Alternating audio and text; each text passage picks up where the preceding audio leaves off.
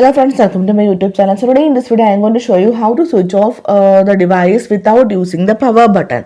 So you already know how to switch off the device using the power button. Just tap on volume up button and the lock button. You can see the window for switch off, the power off or restart the device.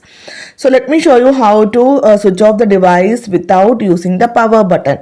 So for this we need to enable the accessibility shortcut menu in this device.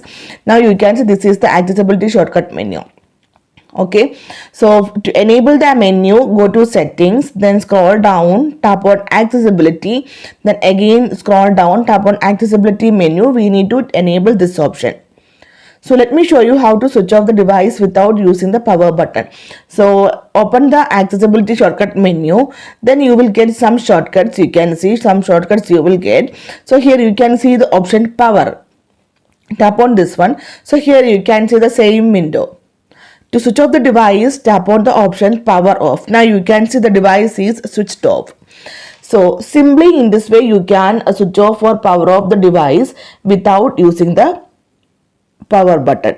So hope you guys enjoy this video. Thank you for watching. Thank you. Bye bye.